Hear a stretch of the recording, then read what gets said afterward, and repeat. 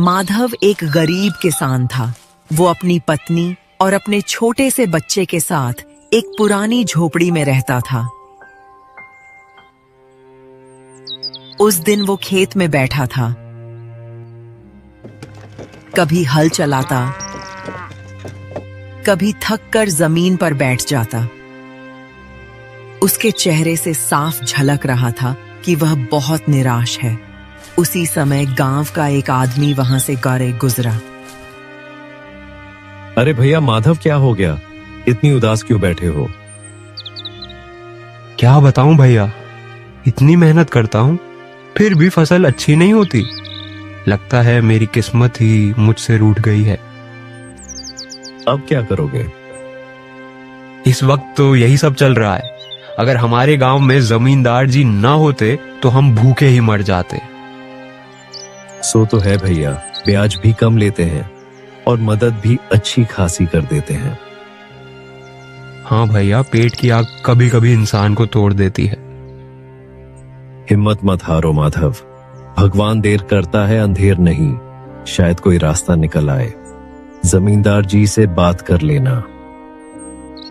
हाँ भैया, अब उसी आस में घर लौट रहा हूँ। चलो तुम भी अपना काम करो, अब मैं भी चलता हूँ।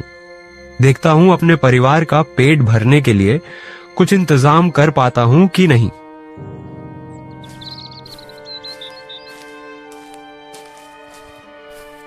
जमींदार अपने घर के सामने खड़े थे। गांव भर में उन्हें सबसे ज्यादा पढ़ा लिखा और समझदार माना जाता था। तभी एक बूढ़े आदमी घनश्याम काका लड़खड़ाते कदमों से वहां आए। आंखों में आंसू थे, आवाज कांप रही थी जैसे उनकी पूरी दुनिया उजड़ने वाली हो। जमींदार जी, अब तो बस आप ही सहारा है। मेरी बेटी की शादी है, अगर धन नहीं मिला तो मेरी सब कुछ मिट्टी में मिल जाएगा। वे हाथ जोड़कर रोने लगे। अरे काका, ऐसे क्यों घबरा रहे हो? मैं हूं ना, मेरे होते हुए तुम्हें कुछ नहीं होगा। भगवान आपको सलामत रखे। जमींदार जी, आप नहीं होते तो मैं बर्बाद हो जाता। जमींदार ने अंदर से धन मंगवाया और उनके हाथ में रख दिया। ले जाओ काका, ले जाओ। अपनी बेटी की शादी अच्छे से करना। घनश्याम काका बार बार धन्यवाद देते हुए वहां से चले गए। उसी समय वहां माधव आता दिखाई दिया। जमींदार की नजर उस पर पड़ी तो उनके चेहरे पर हल्की मुस्कान आ गई। अरे आओ माधव, आओ। कैसे हो? अरे भाई, तुम्हारे तो दर्शन नहीं होते आजकल। माधव जमींदार के सामने आकर खड़ा हो गया। उसके चेहरे पर थकान थी और आंखों में छुपा हुआ दुख। ऐसी बात क्यों करते हो भोला? मेरे रहते हुए भला तुम लोगों को कोई तंगी हो सकती है क्या? मालिक आप हैं तभी तो हम लोग हैं। आप ना होते तो हम तो कब के ही भूखे मर गए होते। वो थोड़ा रुकता है, फिर हिम्मत जुटाकर बोलता है। इसलिए आज फिर आपके पास आया हूँ। घर चलाने के लिए थोड़ा धन चाहिए, लेकिन पिछला बकाया मैं चुका नहीं पाया। मेरी आधी जमीन रख लीजिए मालिक, ये आपके पास रहेंगे। अरे नहीं माधव, तुम्हारी जमीन नहीं चाहिए। तुम अपनी जमीन अपने पास रखो, जब हो जाए तब दे देना। लेकिन माधव हाथ जोड़ देता है। मालिक, अब मेरे पास इसके सिवा कोई और रास्ता नहीं बचा। जमींदार कुछ पल चुप रहते हैं। वे जानते थे कि माधव के पास धन कभी इकट्ठा हो ही नहीं पाएगा और वह कर्ज भी शायद कभी चुका ना सके। आखिरकार भारी मन से जमींदार उसकी आधी जमीन अपने नाम लिखवा लेते हैं। माधव अपने खेत में दोनों बैलों से जुताई कर रहा था। हल जमीन में चलते चलते अचानक किसी सख्त चीज से टकराया। अरे ये क्या है? वो झुककर देखने लगा और मिट्टी हटाई। जमीन के नीचे से एक पुरानी सी किताब निकली। ये कैसी किताब है भला जो मेरे हल के नीचे आ गई? किताब को ध्यान से देखते ही वो चौंक गया। अरे इसके ऊपर तो काली पहाड़ी के ऊपर वाली गुफा का नक्शा बना है। ये क्या हो सकता है? वो कुछ पल सोचता रहा, फिर सिर हिला दिया। खैर छोड़ो, ये सब पढ़े लिखों का काम है। मैं इसे जमींदार जी के यहाँ लेकर जाता हूँ, उनसे ही पूछ लूंगा।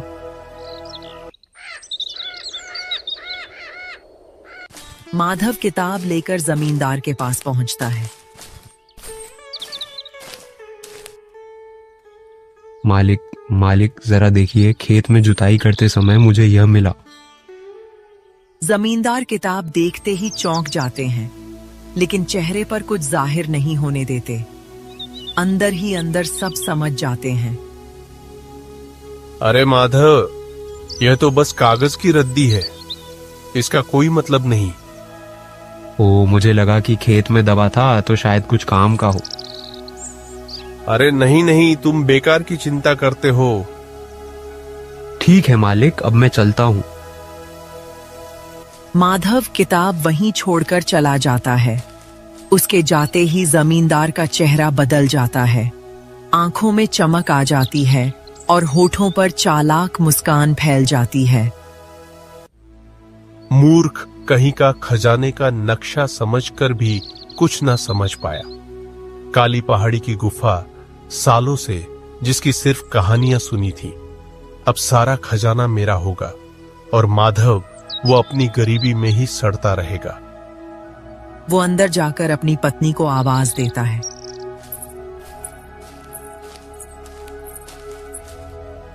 क्या बात है जी, आज इतने खुश क्यों लग रहे हो? माधव ने आज ऐसी मूर्खता की है कि हमारा भाग्य ही खुल गया। कैसी मूर्खता? खजाने का नक्शा दे गया। काली पहाड़ी की गुफा में ढेर सारा धन छुपा है और उसे कुछ पता ही नहीं है। तो आप क्या सोच रहे हो? कल सुबह अकेले जाऊंगा, खजाना भी मेरा होगा और किसी को खबर तक नहीं लगेगी। अगली सुबह जमींदार काली पहाड़ी की ओर जाने की तैयारी करके घर से निकल पड़ता है। अब मैं पहले से भी ज्यादा धनवान बन जाऊंगा। इतना धन होगा कि सब मेरे आगे झुकेंगे। वो हल्की मुस्कान के साथ आगे बढ़ता है। कौन जाने, किस्मत ने साथ दिया तो राजा भी बन सकता हूं। धन के आगे तो सब रास्ते अपने आप खुल जाते हैं। उसी समय सामने से माधव आता दिखाई देता है। अरे मालिक, कहाँ जा रहे हैं? बस थोड़ा सा काम था, पास के गांव जा रहा हूं। तुम बताओ कैसे हो? ठीक हूँ मालिक, आप कहाँ जा रहे हैं ये तो बता दीजिए। मैं रोज की तरह अपने खेत में जाऊंगा, फिर जो काम है दूसरे गांव में वो सारे काम करके आऊंगा। जमींदार हल्का सा सिर हिलाता है और आगे बढ़ जाता है, लेकिन उसके चेहरे की मुस्कान कुछ और ही कहानी कह रही थी।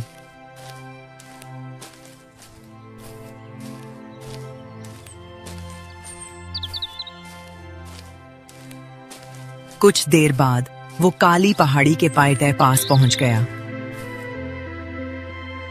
हाँ, लगता है यही जगह है। वो गुफा के मुंह पर रुका। अब अंदर जाना पड़ेगा।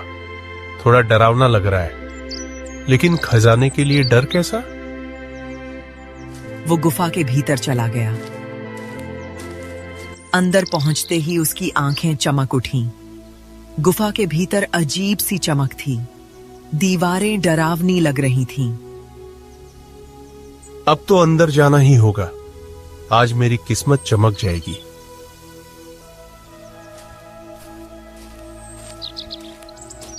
तभी दीवार के पास उसे एक छोटा सा 1 पैसे का सिक्का दिखाई दिया। वह उसे उठाकर हथेली में रख लेता है। धत तेरी की, इसी के लिए मैं इतनी दूर मेहनत करके आया था। इससे ज्यादा धन तो मेरे पास पड़ा है। इस 1 पैसे से मेरा क्या होगा? गुस्से में वो सिक्का जमीन पर फेंक देता है। ऐसे धन से अच्छा तो मैं अपने घर पर ही रह जाता। अचानक गुफा के भीतर तेज रोशनी फैल जाती है। वो रोशनी सीधे जमींदार के शरीर पर पड़ती है। जमींदार चीख भी नहीं निकाल पाता और पल भर में वहीं जलकर राख हो जाता है।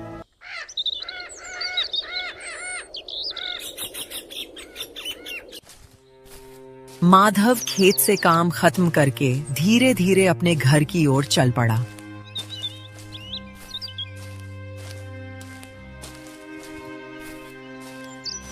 झोपड़ी में कदम रखते ही उसकी पत्नी सावित्री की चिंता भरी आवाज सुनाई दी।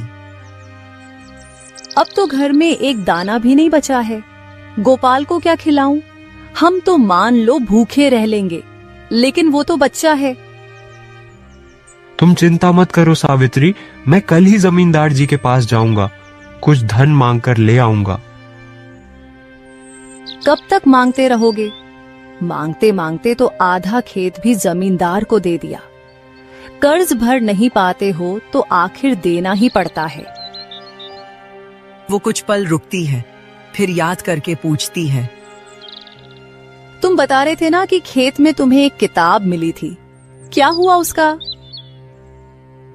अरे सावित्री, क्या बताऊं, मैं उस जमींदार के पास ले गया था। उन्होंने कहा सब रद्दी है, बेकार कागज और वहीं फेंक दिए। सावित्री की आंखें भर आती हैं। जो भी हो माधव, कल किसी तरह खाने का इंतजाम करना होगा। हाँ, कल जैसे भी हो मैं कहीं से भी खाने का बंदोबस्त करूंगा।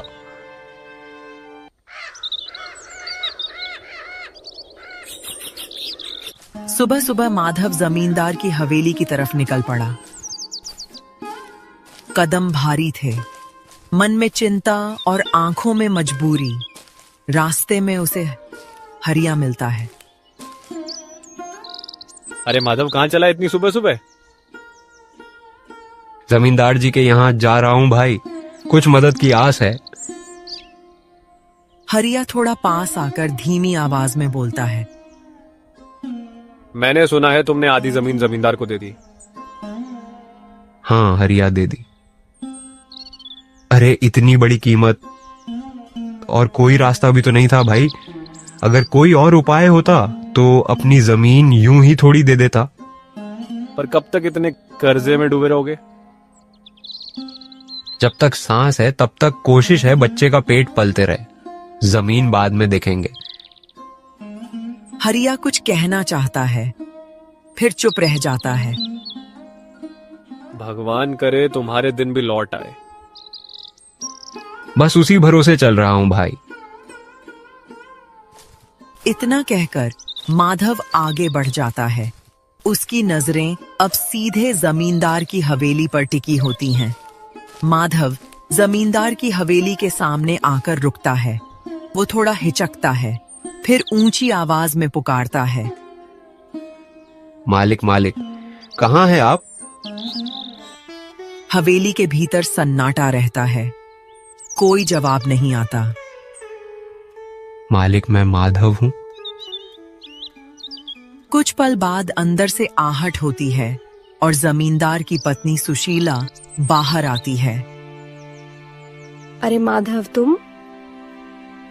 मालकिन, मालिक जी दिखाई नहीं दे रहे थे इसलिए आवाज लगाई। सुशीला गहरी सांस लेती है। तुमने जब से वो किताब दिया है तभी से वो घर पर नहीं है। क्या किताब? हाँ, किताब तो उन्होंने रख ली थी, फिर उसी में बने नक्शे को देखकर कहीं निकल गए। कल सुबह से ही गए हैं, अभी तक लौटे नहीं। ना कोई खबर, ना कोई संदेश। मुझे बहुत चिंता हो रही है माधव।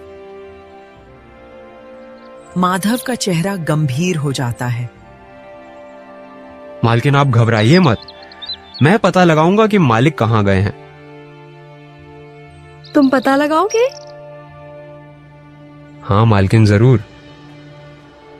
थोड़ा रुककर सुशीला पूछती है, वैसे तुम यहाँ किस काम से आए थे माधव? मालकिन, कुछ धन की जरूरत थी, घर की हालत बहुत खराब है। अच्छा देखो, जब वो आ जाएंगे तो उनसे ले लेना। अभी तो वही जरूरी है कि वो सही सलामत लौट आए। आप ठीक ही कह रही हैं मालकिन। सुशीला अचानक कुछ याद करके बोलती है। माधव, तुम्हें तो उस नक्शे के बारे में सब पता है ना? कहाँ का रास्ता है, कौन सी जगह दिखाई गई थी? हाँ मालकिन, वो जगह मुझे अच्छी तरह से याद है। नक्शा अब भी मेरे दिमाग में बैठा हुआ है। तो फिर तुम जाओ, देखो, पता करो कि वो कहाँ गए हैं, उन्हें क्या हो गया है। आप चिंता मत करिए मालकिन, मैं अभी निकलता हूँ। मालिक को खोज कर जरूर ले आऊंगा। अगर तुम उन्हें ढूंढ लाए तो मुझ पर बहुत बड़ा एहसान होगा माधव।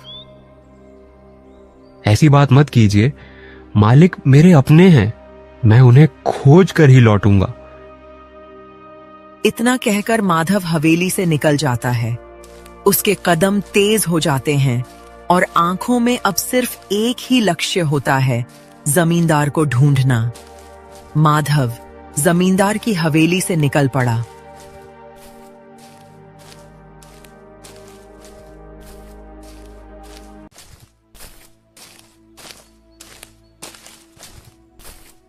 उसके कदम तेज थे, लेकिन मन में डर और चिंता दोनों थे। मालिक ऐसे बिना बताए कहीं नहीं जाते, जरूर उस किताब की वजह से गए होंगे।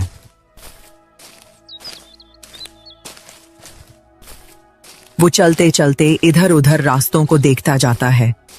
हाँ, यही रास्ता है, यही तो नक्शे में बना था, काली पहाड़ी की तरफ। अजीब जगह है। मालिक यहाँ तक कैसे आए होंगे अकेले? मालिक कहीं दिखाई क्यों नहीं दे रहे हैं? तभी उसकी नजर जमीन पर पड़े एक पैसे के सिक्के पर गई। वो सिक्के को हथेली पर रखकर उसे ध्यान से देखने लगा।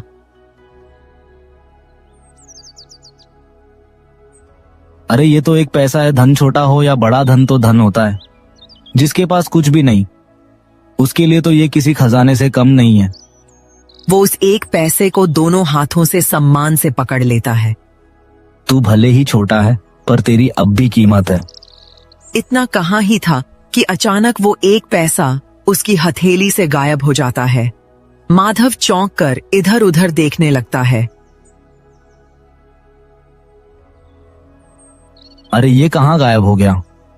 उसी पल गुफा के कोने में रखी एक पुरानी संदूक पर उसकी नजर पड़ती है। संदूक के भीतर सोना, चांदी, हीरी और मोती चमक उठते हैं। माधव की आंखें फैल जाती हैं। वो कुछ पल तो बोल ही नहीं पाता। माधव, तुमने एक पैसे का सम्मान किया है, इसलिए यह सारा धन तुम्हारा है। माधव घबराकर इधर उधर देखता है। धन का मूल्य उसके आकार से नहीं, उसके सम्मान से होता है।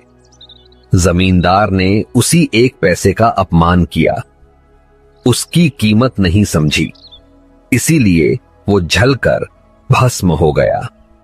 कौन है आप? ये सब चमत्कार कैसे? लेकिन अब कोई आवाज नहीं आती। गुफा फिर से शांत हो जाती है।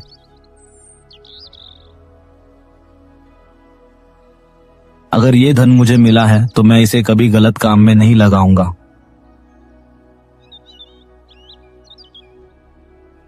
वो संदूक को संभालकर उठाता है और भारी कदमों से गुफा से बाहर निकलकर अपने घर की ओर चल पड़ता है। माधव घर की दहलीज पर आकर जोर से बोला, अरे सावित्री, कहाँ हो तुम? जरा बाहर आओ, देखो मैं क्या लाया हूँ। सावित्री घबराई सी अंदर से बाहर आई। उसकी नजर जैसे ही संदूक पर पड़ी, वो ठिठक गई। ये क्या है जी? इतना सारा धन? वो पास आकर देखती है सोना, चांदी, हीरे, मोती। इतना धन हमारे पास तो इतना खेत भी नहीं। कौन बेवकूफ होगा जो इतना कम जमीन के बदले इतना धन दे देगा? माधव हल्की मुस्कान के साथ बोला, अरे सावित्री, तुम तो बिल्कुल भूली हो। मैं जमींदार को ढूंढने गया था, लेकिन उसकी लालच ने उसकी जान ले ली। ये क्या कह रहे हो जी? माधव गहरी सांस लेकर सारी बात एक एक करके बता देता है। मैंने उस एक पैसे को धन समझकर उसका मान रखा और उसी के बाद ये सारा खजाना मुझे मिला।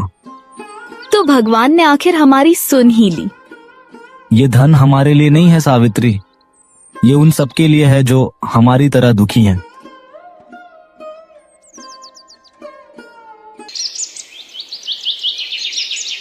इसके बाद माधव का जीवन बदलने लगा। वो गरीबों की मदद करने लगा, भूखों को खाना देने लगा और जरूरतमंदों का सहारा बना। कुछ ही दिनों में उसने अपने परिवार के लिए एक अच्छा सा घर भी बना लिया।